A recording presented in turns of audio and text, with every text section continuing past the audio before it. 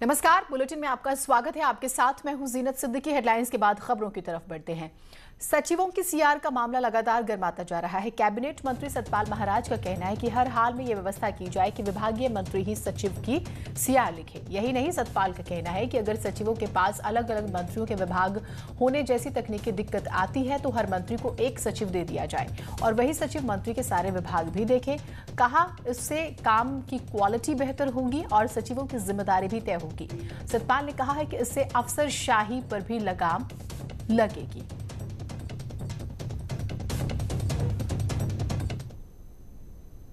चाहिए और इसके लिए मैं समझता हूँ मंत्री के पास एक सचिव अगर हो, उसके विभिन्न विभागों को लेकर के एक सचिव हो, तो मैं समझता हूँ काम की दक्षता बढ़ेगी, एफिशिएंसी बढ़ेगी और काम जल्दी होंगे। अलग अलग विभाग होने से कोई इधर भागता है, कोई इधर भागता है। अगर वो एक ही सचिव के पास सारे विभाग हो जाएं और वो एक मंत्री के साथ जुड़ जाए तो वैसा काम में दक्षता बढ़ेगी। अब हालांकि बीजेपी के प्रदेश अध्यक्ष बंशीधर भगत सतपाल की इस बात से सहमत नहीं है। भगत का कहना है कि राज्य में आईएएस अधिकारियों की कमी है, इसी वजह से एक मंत्री को एक सचिव नहीं दिया जा सकता। लायक सचिव नहीं, दिक्कत ये है सचिव मंत्री को सचिव की सीआर लिखने का तो अधिकार है, तो इसको रोका थोड़ी किसी ने। तो ये विवाद फिलहाल थमने वाला नहीं है। देहरादून से खबर आ रही है, यहां शासन के अधिकारियों में फिर से फेरबदल हुई है। जीएमवीएन की एमडी ईवा आशीष श्रीवास्तव को बड़ी जिम्मेदारी सौंपी गई है। ईवा आशीष को टिहरी का डीएम बनाया गया है। टिहरी बांध परियोजना में पुनर्वास निदेशक का भी जिम्मा दिया गया है। टिहरी के डीएम मंगेश घिल्डियाल केंद्र के लिए रिलीव कर दिए गए हैं। इनके अलावा आईएएस आशीष चौहान को जीएमवीएन का एमडी बनाया गया है। साथ ही आशीष युकाड़ा के भी अपर सचिव बने रहेंगे।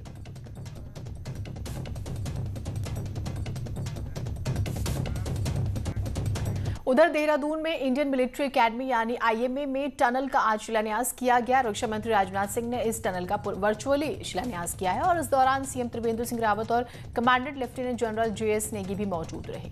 साथ ही सीडीएस विपिन रावत और आर्मी चीफ नरवणे भी मौजूद थे। 45 करोड़ के बजट से 2 टनल तैयार होंगी और टनल के जरिए आईएमए के दोनों कैंपस कनेक्ट होंगे।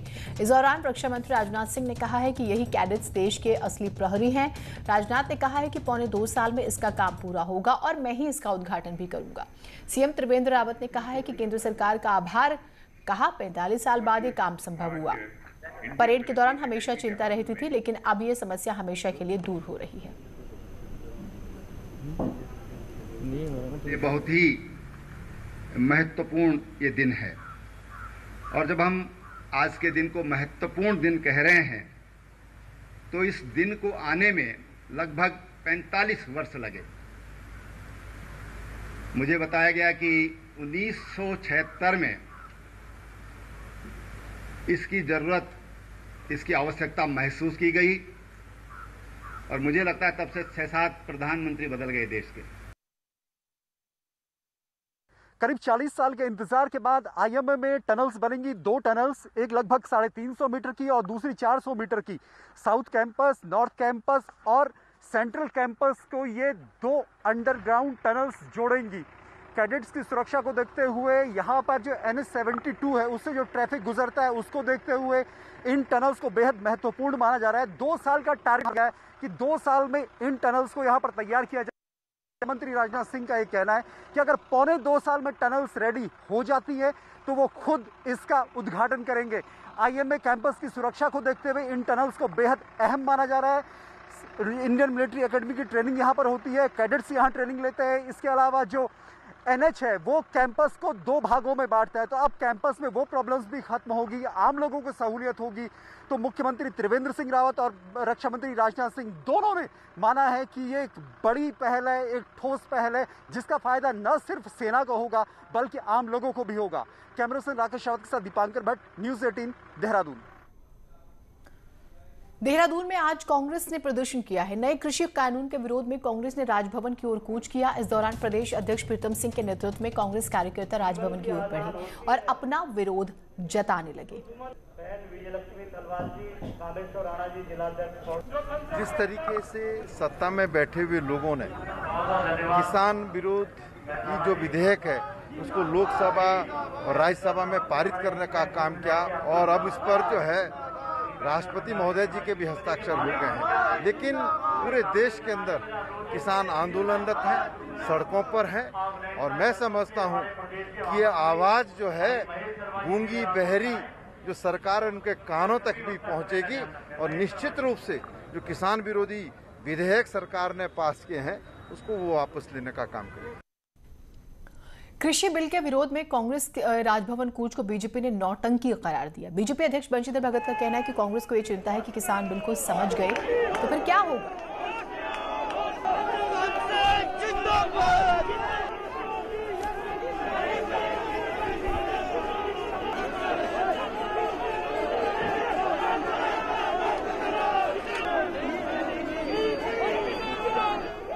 हम उन्हीं की बात मान लें बिल खराब है तो फिर उन्होंने अपने एजेंडे में क्यों डाला? लोकसभा के चुनाव में उनके एजेंडे में ये था कि हम आएंगे तो सरकार में ये बिल लाएंगे, तो वो लाते तो अच्छा और हम ले आए तो खराब। विकासनगर के बाजार में अब लोगों के अंदर से कोरोना का खौफ चला गया है। हालात तो ये हो गए कि मार्केट में कई लोग बिना मास्क के नजर आते हैं। चौक चौराहों पर सोशल डिस्टेंसिंग की जमकर धज्जियां उड़ाई जाती हैं। प्रशासन ने लोगों से मास्क लगाने की अपील कई बार की। प्रशासन का मानना है कि लॉकडाउन की गाइडलाइन का पालन नहीं किए जाने को लेकर कई शिकायतें मिली हैं, जिससे कड़ाई से पालन करवाने के लिए अब सख्ती से काम किया जाएगा।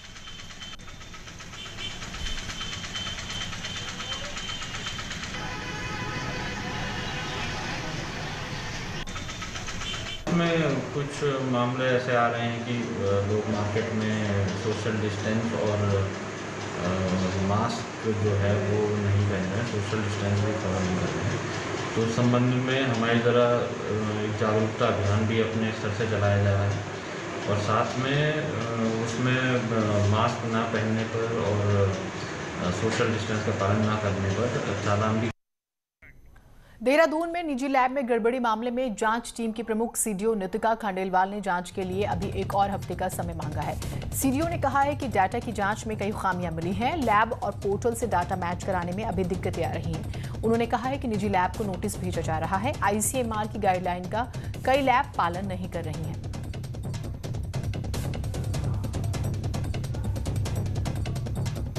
कुछ सीएमओ ऑफिस से नोटिस गए हैं बैंक पैथ लैब मतलब काफ़ी सारे पैथ लैब्स को, वो उसी बेसिस पे गए हैं कि डेटा लैग है।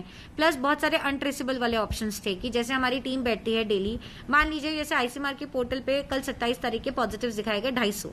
उसमें से जब 250 को टीम कॉल करती है कि भाई वो 250 होम आइसोलेशन में, उनको बोलती है आप अप्लाई करिए, या कोई हॉस्पिटल जाना चाह रहा है या वो किसी फैसिलिटी में ऑलरेडी है, तो हमने देखा कि उन 250 में से बहुत सारे ऐसे प्राइवेट लैब्स के केसेस थे जहां में फोन नंबर्स ही रीचेबल नहीं थे या एड्रेस ठीक नहीं थे। तो ऐसे केसेस अभी भी आ रहे हैं। दो जो पहले नोटिस दिए गए थे जिन लैब्स के, उन्होंने उस पर सुधार किया है, वो काफी कम है। बट दैट इज ऑल्सो, ये भी एक जांच का बहुत बड़ा विषय है कि हमारे पास ट्रेसेबिलिटी जो है इन्फॉर्मेशन की, कि कितने पेशेंट ट्रेस कर पा रहे हैं उनकी द्वारा दी गई इन्फॉर्मेशन का, उसको भी हम लोग अपनी जांच में ले रहे हैं, which will probably take 1 more week to complete and then will submit. Nainital high court की तरफ से टिहरी में कोविड मॉनिटरिंग के लिए बनाई समिति ने अधिकारियों की बैठक ली है। समिति के सचिव और सिविल जज अशोक कुमार का कहना है कि समिति ने 26 सितंबर को पहली बैठक की और कोविड केयर सेंटर का निरीक्षण किया। अभी तक की रिपोर्ट में टिहरी जिले में कोविड-19 की स्थिति कंट्रोल में है और व्यवस्थाएं भी दुरुस्त हैं।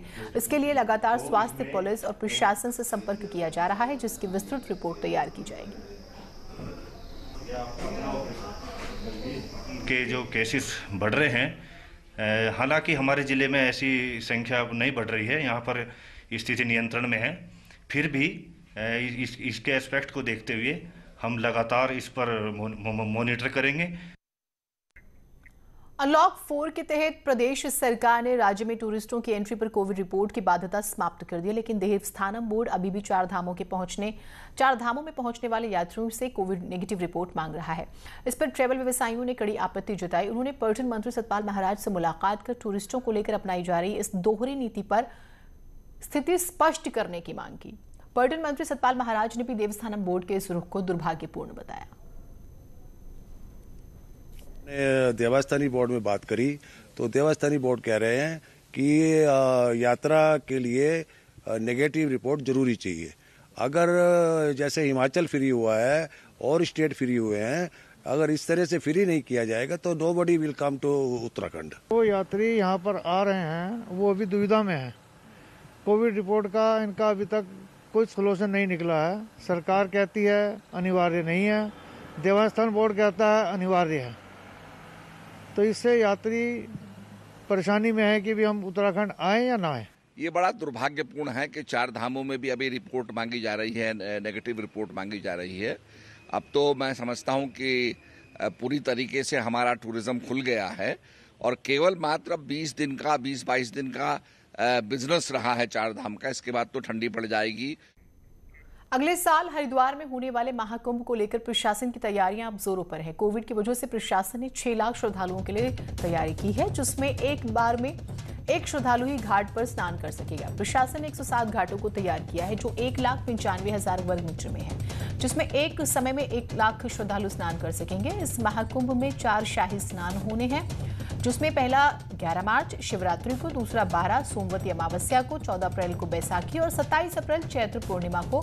तो कुंभ में प्रमुख स्नान 14 जनवरी मकर संक्रांति से शुरू होगा। पहला स्नान 11 फरवरी को, मौनी अमावस्या 16 फरवरी बसंत पंचमी, 27 फरवरी माघ पूर्णिमा, 13 अप्रैल चैत्र शुक्ल, 21 अप्रैल रामनवमी के स्नान होंगे। है जिसमें कि हम लिमिटेड लोगों को ही अलाउ करेंगे और कुछ ऐसे घाट है जिसमें मैक्सिमम अधिक से अधिक लोग आ सकते हैं। तो जो हमारा क्राउड मैनेजमेंट का एक का जो नॉर्म है उसके लिहाज से at one point of time अगर हम सारे घाट की क्षमता को देखें तो वो लगभग 6 लाख लोगों को स्नान करा सकते हैं। और वो क्योंकि कुंभ में स्नान में लगभग 10-15 मिनट करीब घाट में रहते हैं, तो उस लिहाज से एक अनुमान लगाया गया है और पूरे दिन भर में हम काफी बड़ी संख्या में। देवप्रयाग से विधायक विनोद कंडारी ने विधानसभा में विकास कार्यों को लेकर अधिकारियों के साथ समीक्षा की और सीएम की घोषणाओं को जल्द पूरा करने के निर्देश दिए। विधायक विनोद कंडारी ने फसलों को जंगली जानवरों और बंदरों से बचाने के लिए एक्सपेरिमेंट के तौर पर एक स्वदेशी गन सीडीओ को दी और परीक्षण के लिए कहा। कंडारी का कहना है कि अगर ये स्वदेशी गन सफल होती है तो इससे फसलों को जंगली जानवरों से बचाया जा सकेगा। इससे स्वरोजगार को भी बढ़ावा मिलेगा। मैंने सीडीओ साहब को भेजा इसकी परीक्षण करा कि इसमें क्या लाभ हो सकता है और निश्चित तौर पर ये कारगर सिद्ध होती तो उत्तराखंड के दृष्टिकोण से एक बहुत महत्वपूर्ण हो सकता है। उसके साथ साथ अगर ये ओके अगर उसमें हो जाता है तो निश्चित तौर पर हम लोग जो है इसको एक रोजगार के दृष्टिकोण से भी काम कर सकते हैं, क्योंकि इन लोगों को रोजगार मिलेगा। उत्तरकाशी में आज कई गांवों के ग्राम प्रधान जिला मुख्यालय पहुंचे और प्रदर्शन किया। ग्राम प्रधानों ने अपनी 9 सूत्रीय मांगों को जो है प्रशासन के सामने रखा। प्रधानों का कहना है कि मनरेगा के तहत आपदा प्रभावित इलाकों का काम नहीं हो रहा है और गांव में विकास कार्य प्रभावित हैं। प्रधानों ने कहा है कि मांगे नहीं मानी गई तो बड़ा आंदोलन भी किया जाएगा। साहब को दिया उसके सापेक्ष में डीएम साहब ने अधिकांश मांगों के लिए तो कहा कि वो सॉर्ट आउट कर लेंगे, लेकिन कुछ पेंच अभी भी फंसा हुआ है जिसपे हम पूरा संगठन देख करके अभी तय करेगा कि हमें आगे क्या करना है। प्रधान लोग का ये था कि क्योंकि लिमिटेड काम हो सकते हैं तो कौन कौन से काम को प्राथमिकता दी जाए इस बारे में डिसाइड करना था। तो इसमें हमने मुख्य विकास अधिकारी और डीडीओ जो है वो देखते हैं, उनको निर्देश किया कि जिस ब्लॉक में समस्या आ रही है वहाँ पे बीडीओ और वहाँ के जो ब्लॉक प्रमुख होंगे उनसे वार्ता करके एक स्ट्रेटजी बना ली जाए कि आने वाले जो महीने हैं उनमें कौन कौन से कार्य कराए जाने हैं, क्लियर हो जाए। बीजेपी विधायक पूरन सिंह फर्त्याल को पार्टी ने नोटिस दिया था और अब विधायक ने पार्टी के प्रदेश अध्यक्ष बंशीधर भगत को नोटिस का जवाब दिया। अपने जवाब में पूरन सिंह फर्त्याल ने एक बार फिर से अपनी भाषा में जवाब दिया, जिसे लेकर फर्त्याल से जवाब मांगा गया था। फर्त्याल ने जवाब दिया है कि मैंने पार्टी का अनुशासन नहीं तोड़ा। साथ ही अपने जवाब में लिखा है कि मैंने टेंडर में भ्रष्टाचार का मामला उठाया था और आगे भी भ्रष्टाचार के खिलाफ आवाज उठाता रहूंगा। अब इस पर बीजेपी अध्यक्ष बंशीधर भगत का कहना है कि 3-4 अक्टूबर को इसे लेकर बड़ी बैठक होगी, जिस पर फर्त्याल को लेकर पार्टी फैसला करेगी। टनकपुर जौलजीवी रोड के टेंडर में फर्त्याल ने भ्रष्टाचार का आरोप लगाया। बाद में फर्त्याल ने यह मामला पार्टी लाइन से अलग विधानसभा में उठाया था, जिस पर फर्त्याल से जवाब मांगा गया था। फर्त्याल का जवाब आ गया है, उस पर 3-4 तारीख में हमारी बैठक है, उस पर चर्चा करेंगे, उसके बाद कोई निर्णय करेंगे। मोटा क्या कहा है सर फर्त्याल? उन्होंने अपनी बात कही है कि मैंने कोई नियमों का उल्लंघन नहीं किया, कोई अनुशासनहीनता नहीं करी, मैं भ्रष्टाचार के खिलाफ आवाज उठा रहा था, ये मोटा कहा है, उस पर विचार। आईजी कुमाऊं ने सभी जिलों को निर्देश दिए हैं कि वो इनामी बदमाशों पर तत्काल कार्रवाई करें। आईजी ने मैदानी जिलों के पुलिस कप्तानों को आदेश दिया है कि टॉप 10 बदमाशों को छांटकर कार्रवाई करें। पहाड़ी जिलों में 3 बदमाशों पर कार्रवाई के निर्देश हैं। वहीं पर्यटन खुलने के बाद आईजी अजय रौतेला ने अपने सभी कप्तानों को निर्देश दिए हैं कि किसी भी पर्यटक को आने से न रोका जाए और बेवजह परेशान न किया जाए।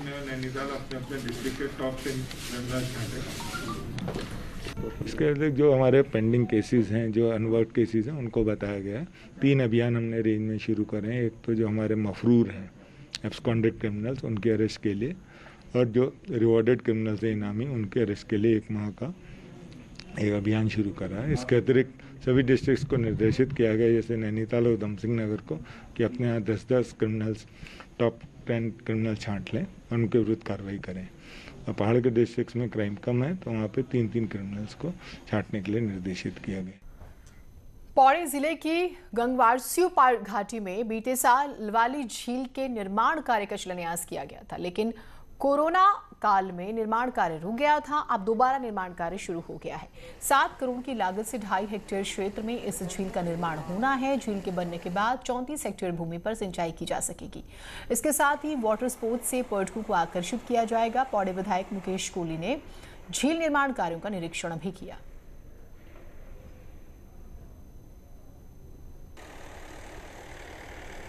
मगर कोरोना की वजह से थोड़ा डिले हो गया, मगर अभी फिर बैठक हुई थी अभी जिला नियोजन समिति की पौड़ी में, तो उन्होंने हम लोग को दिसंबर तक कार्य पूर्ण करने का निर्देशित किया है। दिसंबर में हम लोग काम पूर्ण करते हैं। 5 जलाशय बनाए जाएंगे और इन 5 जो जलाशय हैं इनकी जो लगभग लंबाई है वो 150 मीटर होगी और जो इसकी ऊंचाई है वो इसकी जो चौड़ाई है वो लगभग 25 से 35 मीटर के करीब होगी। उत्तराखंड सरकार ने पर्यटकों की आवाजाही पर छूट के बाद इसका असर होने लगा है। नियमों में ढील मिलते ही अब पर्यटक भी घूमने आने लगे हैं। ऋषिकेश के गंगा घाटी तटों पर तो होने वाली गंगा आरती, नौकायनों के बहाने अब लोग आने लगे हैं। उम्मीद है आने वाले समय में पर्यटकों की आवाजाही और बढ़ेगी।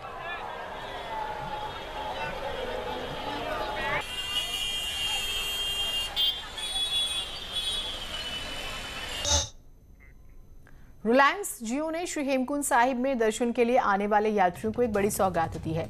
चमोली में सिख समुदाय के प्रसिद्ध तीर्थ स्थल श्री हेमकुंड साहिब में रिलायंस जियो ने अपनी 4G सेवाएं शुरू कर दी हैं। श्री हेमकुंड साहिब तक 4G नेटवर्क पहुंचाने वाला जियो पहला ऑपरेटर है। गोविंद घाट और घांघरिया गांव क्षेत्र में जियो के 4G नेटवर्क ने काम करना शुरू भी कर दिया है। श्री हेमकुंड साहिब यात्रा में ये 2 महत्वपूर्ण पड़ाव हैं जहां श्रद्धालु रुकते हैं। यहाँ यात्रा क्षेत्र में वॉइस के साथ वीडियो कॉलिंग भी अब आसानी से हो सकेगी। 4G नेटवर्क की तेज स्पीड की वजह से आसपास के टूरिस्ट और धार्मिक स्थलों की जानकारी भी सिंगल क्लिक पर उपलब्ध हो जाएगी, जिससे देवभूमि में टूरिस्ट इंडस्ट्री जो है, स्पेशली टूरिज्म इंडस्ट्री को बूस्ट मिलने की उम्मीद है।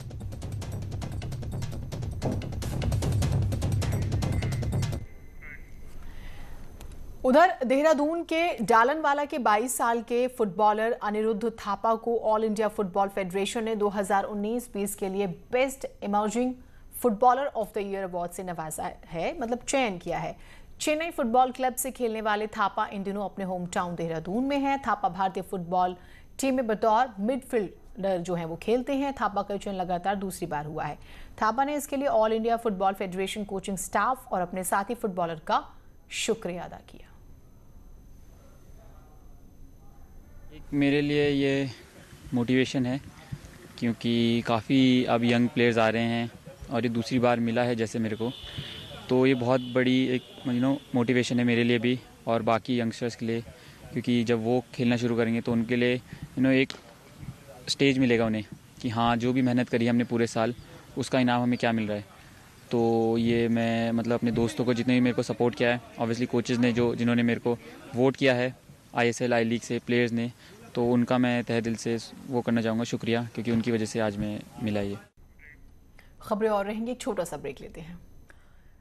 ब्रेक के बाद स्वागत है आप सभी का। इसी बीच एक बड़ी खबर आ रही है देहरादून से। यहाँ PWD विभाग में 5 अधिकारियों का ट्रांसफर हुआ है। शरद कुमार बिरला बनाए गए मुख्य अभियंता नेशनल हाईवे, मुख्य अभियंता अयाज अहमद मुख्यालय से भेजे गए पौड़ी, मुख्य अभियंता गोकर्ण सिंह पांगती पौड़ी से लाए गए मुख्यालय। एनएच के मुख्य अभियंता प्रमोद कुमार भेजे गए अल्मोड़ा। अधीक्षण अभियंता एनपी सिंह का टिहरी से देहरादून तबादला हो गया है। तो ये 5 बड़े तबादले पीडब्ल्यूडी विभाग में। कोरोना काल में कई लोग बेरोजगार हुए, लाखों लोग पहाड़ लौटे। घर लौटने के बाद पहाड़ में रोजगार का संकट युवाओं के सामने आ गया। लेकिन बेताल घाट की जब हम बात करते हैं, 2 भाई स्वरोजगार अपनाकर दूसरों को भी रोशनी दिखा रहे हैं। देखिए स्पेशल रिपोर्ट। नैनीताल के बेताल घाट के 2 भाई इन दिनों युवाओं को नई राह दिखा रहे हैं। श्याम सुंदर और जीवन बीते 12 सालों से चंडीगढ़ में नौकरी करते थे, लेकिन लॉकडाउन के दौरान घर लौट आए। गांव में श्याम ने चप्पल बनाने का काम शुरू किया। पैरा पहाड़ी चप्पल के नाम से अब पहाड़ में फैलाने की तैयारी कर रहे हैं। वहीं छोटा भाई जीवन भी एलईडी बल्ब बनाकर युवाओं को रोशनी दिखा रहा है। क्योंकि नौकरी करते करते 12-13 साल हो गए, नौकरी से पता है किसी को कुछ नहीं होता है, तो अपना बिजनेस करे, लोगों को भी जोड़े, आगे हम भी बढ़े और हमारे संग और लोग भी बढ़े। में काफ़ी लोग बाहर से आके यहाँ बेरोजगार हुए हैं, तो उस हिसाब से यहाँ पर इसका एलईडी का काम बहुत अच्छा काम है और इससे अच्छा खासा रोजगार मिल सकता है। सीएससी वालों ने हमें बताया कि हम एलईडी का काम यहाँ देते हैं, कोई इच्छुक है करने के लिए, तो हमने उनसे एग्री रखा कि हम करने के इच्छुक हैं इसको।